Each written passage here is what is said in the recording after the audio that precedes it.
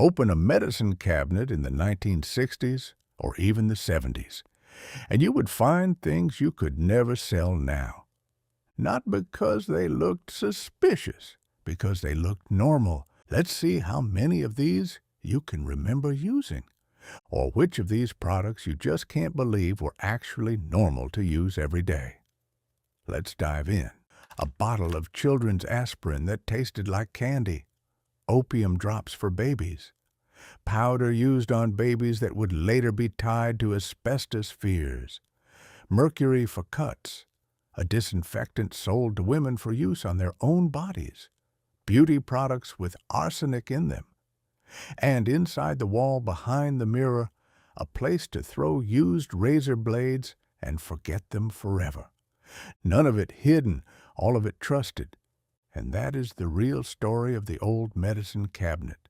Not how dangerous it was, how safe it felt. We start low, kid level. Right where a child could see it sat one of the most familiar bottles in mid-century America. Saint Joseph Aspirin for children. Small tablets, orange flavor, easy to take, easy to like. That was not an accident. It was sold to mothers as the kind of medicine you could give without a fight. Relief without drama. A sick child, a worried mother, a sweet tablet, problem solved. It was not just aspirin. It was convenience, cooperation, a cure that fit neatly into the daily work of running a house. The trouble was that if medicine tastes like candy, children do not always wait to be offered one, and they did not. Kids found the bottle, recognized the taste, and kept going. What now feels obvious had to be learned the hard way. If you make a drug pleasant enough for a child to want, you also make it easy for a child to poison themselves with it. Today, aspirin deaths total about 3,000 per year. But back then, we kept them right here, accessible to everyone, and their use was encouraged. It helps your child get back to normal. Saint Joseph Aspirin for children, the one children's doctors recommend most. For years in mid-century America, aspirin accidents were not just common. It was one of the leading ways a small child died from poisoning. Aspirin was responsible for nearly 2/3 of all fatal child poisonings involving drugs. That little bottle helps explain why modern medicine bottles fight back when you try to open them. The cap you wrestle with now is part of the price of what came before. And if the orange tablet did not settle the child down, one shelf up was something much stronger, a tincture of opium, paregoric, not a nickname, not an exaggeration. Opium, it was used for diarrhea, coughing, teething, colic. It was the sort of thing a tired parent reached for because it worked in the way opiates work. Thoroughly. It did not just soothe, it quieted. That is the part that feels impossible now. This was not a fringe remedy. It was ordinary enough to live in the family cabinet.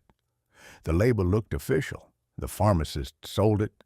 Doctors recommended it. Mothers kept it in the house. And again, the danger was not hidden. It was written right there. It just did not read as danger yet. That is the pattern of this room.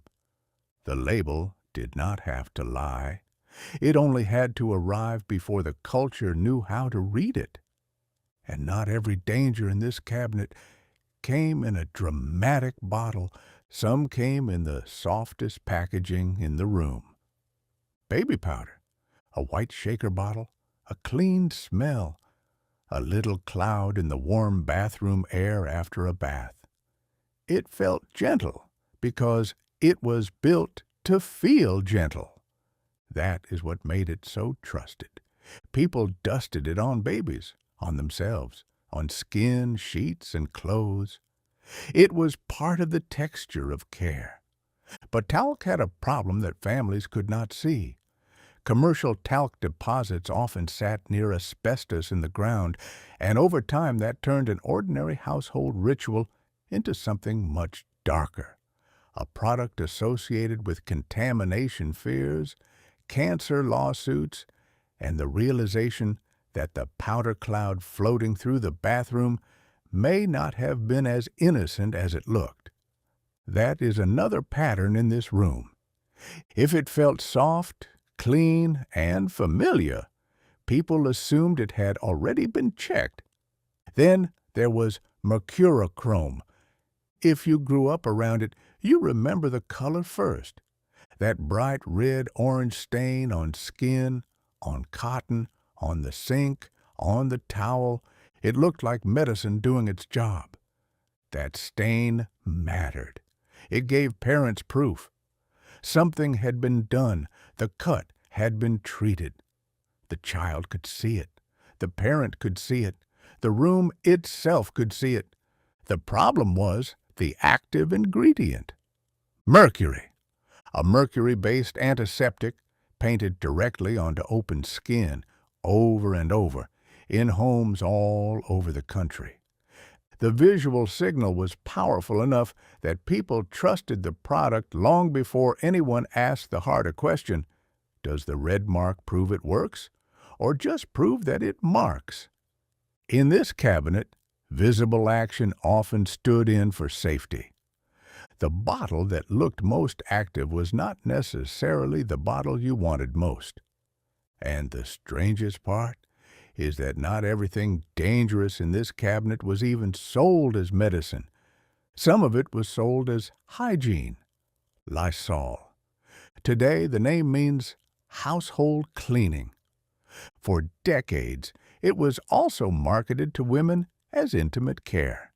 The ads were not subtle. They told women that cleanliness, marriage, desirability, and duty all lived in the same bottle. Use this, they implied, or risk becoming the kind of wife a husband turns away from. So, a harsh disinfectant entered one of the most private parts of domestic life, wearing the language of care, respectability, and feminine responsibility.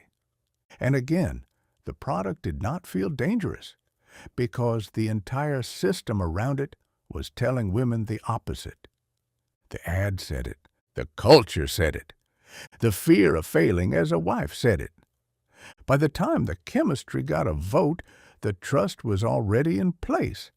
And if the cabinet was teaching women one kind of beauty and cleanliness, it was also teaching another kind from a different shelf. Arsenic, Complexion wafers. Even the name sounds impossible now. These were sold as beauty aids. The promise was clearer skin, better color, a finer complexion, the kind of improvement that sounded almost magical, because it was being sold in an era when the line between medicine, cosmetics, and cure-all thinking was much thinner than it is now. And arsenic was one of those ingredients people kept trying to turn into a controlled miracle. The logic was old and dangerous. If a little changes the body, maybe that change can be sold as improvement. Clearer skin, better tone, more attractiveness, a toxic substance repackaged as help. That is what makes it fit this cabinet perfectly. It was not just that dangerous things were sold, it was that they were sold in the language people most wanted to hear. Relief, cleanliness, beauty, control. Then there is the part of the cabinet you did not notice at all. Look at the back panel, that little slot, a razor slot. For years, people dropped used blades through that slit and into the wall cavity behind the bathroom cabinet. The logic was simple, too sharp for the trash, so send them somewhere no one has to touch them. Out of sight became a form of solved. And if you open one of those walls now, decades later, the house gives the secret back. Blades, sometimes hundreds of them, rusty, still sharp, waiting in the dark where the family left them week after week, year after year. It is one of the best reveals in any old house because it explains so much about the era in one gesture. The problem was real. The solution made sense. And the danger did not disappear. It just moved somewhere nobody had to think about it. That was the medicine cabinet, too. Not just bottles, a whole way of dealing with risk. And at night, the cabinet changed. Daytime medicine was for headaches, cuts, fevers, little emergencies. Night medicine was for making the house go quiet.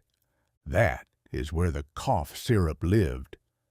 Codeine cough syrup, not prescription, not hidden, just there. It sat on the top shelf, waiting for the nights when the coughing would not stop, the child would not sleep, and the parents were too tired to think straight. And it worked. That is why people loved it. It was not fake relief. It was powerful relief. The kind that could turn a house full of noise into silence. Families did not think of themselves as keeping opioids in the bathroom. They thought of themselves as keeping the good cough medicine. That difference matters because most people do not live by chemistry. They live by outcome. Did the child settle down? Did the cough stop? Did the house finally go still? If yes, the bottle earned trust. Right beside that syrup sat one more ordinary object with a hidden cost. The mercury thermometer. Glass tube, silver line, every house had one. It was how you decided whether someone was mildly sick or truly sick, whether you stayed home, whether you called the doctor, whether you worried. Shake the mercury down below 95. But if it slipped from tired fingers onto tile or cracked in the mouth of a feverish child, the thing measuring danger became the danger. Mercury scattered into tiny beads, into grout lines, under trim, into spaces you could not really clean with a paper towel and good intentions. So even the instrument in this room could turn on you. And near it was another dark bottle almost everyone remembers by smell. Iodine. This one was real medicine. It was used on cuts, scrapes, and small wounds. You put it on with cotton. It went on brown-orange. It stung hard. And that sting became part of its power. People did not just believe iodine worked. They believed the pain proved it. That idea settled deep. If it burns, it must be doing something. If it hurts, it must be strong. But iodine also drifted out of medicine and into beauty culture.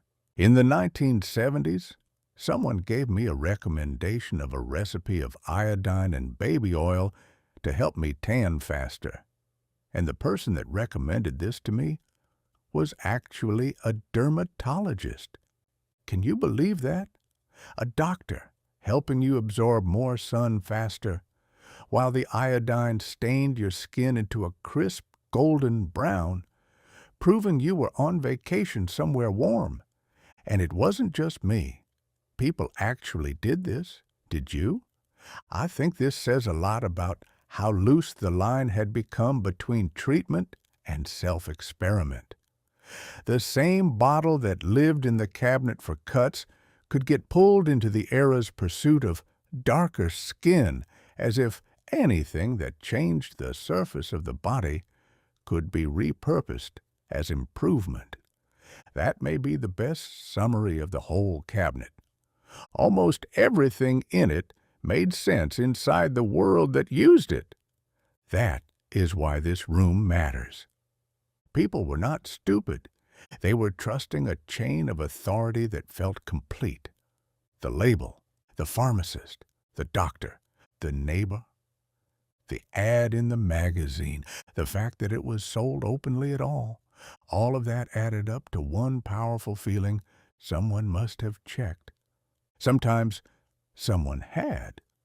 Sometimes no one had checked in the way we mean now. And that is the quiet lesson sitting behind all these bottles. The old medicine cabinet was not full of reckless people. It was full of modern trust in an earlier form. A family opened the mirror, reached for what was sold to help them, and assumed the shelf itself had already filtered out the worst possibilities. Often it had not. That is why so many of these products feel shocking now, not just because they were dangerous, because they were ordinary, because they lived 3 inches from the toothbrush, because families used them in good faith, because danger, when it comes with a label and a familiar brand name, does not feel like danger. It feels like care. Close the cabinet, and you realize sometimes back then wasn't always better, but it was different. We can't measure which was better because all things aren't created equal. We can only look back now, in hindsight, and say, what were we thinking? If you like this one, there's plenty more of back then left to explore. I'll leave the next one right here. See you soon.